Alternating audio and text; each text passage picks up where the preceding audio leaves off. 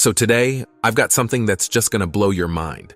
Google is gearing up to completely revolutionize the industry with this new AI they've been working on. And it goes by the name of Gemini. It's seriously next-level stuff, rivaling ChatGPT and mighty GPT-4 in terms of understanding and generating natural language. Trust me, you're not going to want to miss out on this one, so make sure you stick around till the end of the video. Now, what's Gemini all about?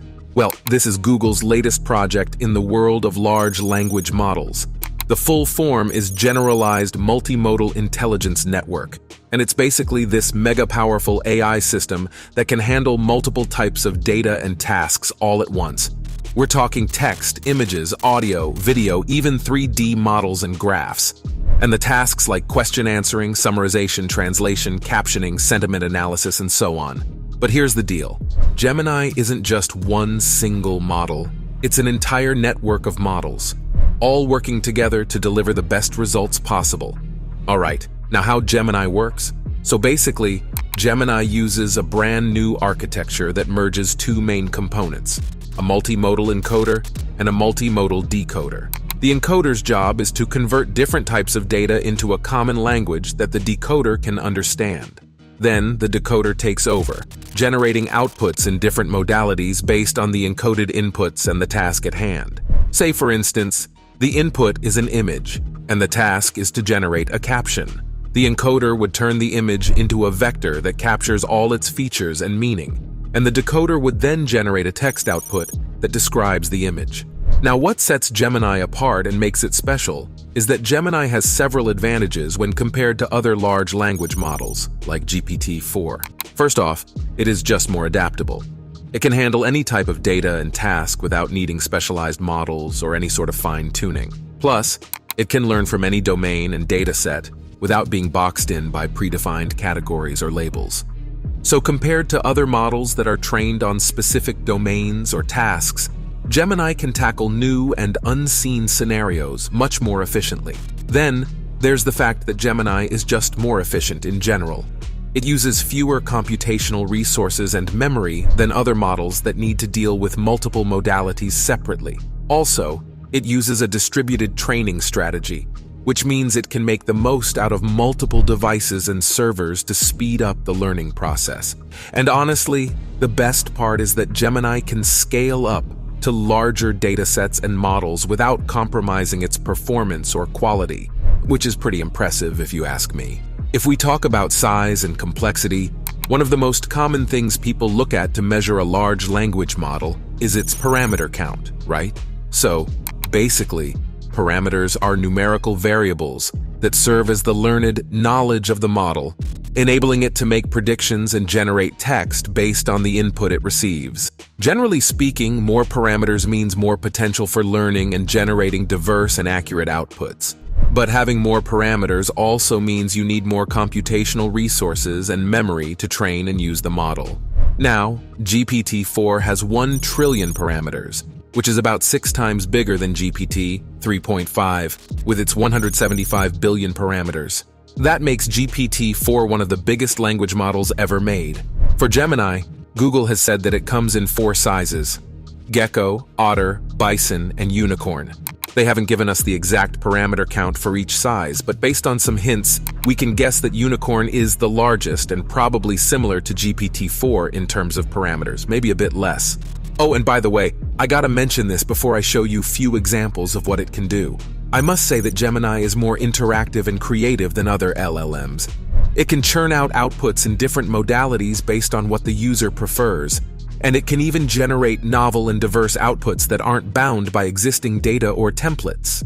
For example, Gemini could whip up original images or videos based on text descriptions or sketches. It could also create stories or poems based on images or audio clips.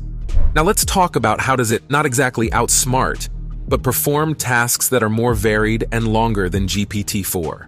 Alright, let me give you a few examples. One thing Gemini can do is multimodal question answering. This is when you ask a question that involves multiple types of data, like text and images. For instance, you might ask, "Who is the author of this book?" while showing an image of a book cover. Or perhaps, "What is the name of this animal?" while showing an image of some creature. Gemini can answer these questions by combining its skills in understanding both text and visuals.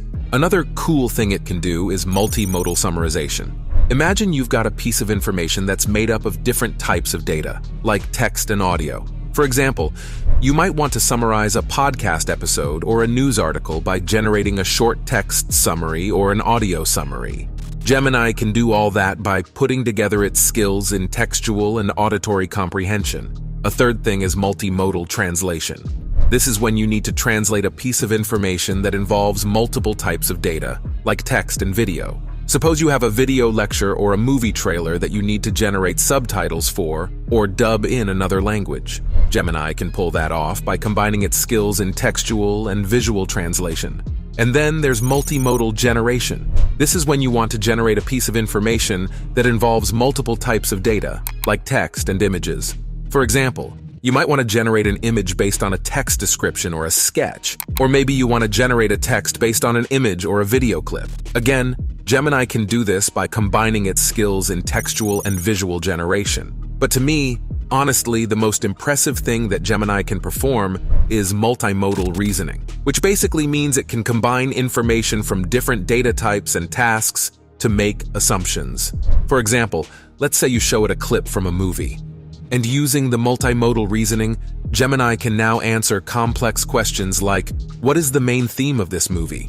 By synthesizing information from multiple modalities. So, it allows Gemini to notice patterns that happen again and again, understand how characters interact with each other, and find hidden messages or meanings in a movie. By doing all of this, Gemini can give you a complete understanding of what the movie is really about and what its main idea or message is. And honestly, I'm seriously blown away by that. So, these are just a couple of things Gemini can do. There's a ton more potential here that I just can't cover in this video. But I hope you're starting to see just how incredibly powerful and versatile this technology really is. So where does this leave us in terms of the future of AI? Well, it's pretty obvious to me that Google is likely going to give GPT-4 and maybe even GPT-5 a real challenge in the coming years with this multimodal approach. This also means we're likely to see more applications and services that use Gemini's capabilities to provide better user experiences and solutions. For instance, we could see more personalized assistants that can understand and respond to us in different modalities, or maybe more creative tools that can help us generate new content or ideas in different modalities. Alright guys, those are my thoughts on Google's Gemini, and just to be clear, I'm not some crazy fan of Google or anything. I'm just sharing my opinions based on the research, reading, and observations I've made. I hope this video has been informative and you've picked up something new today. If you did, I'd appreciate it if you could give it a thumbs up and remember to subscribe to my channel. Thanks for watching, and catch you in the next video.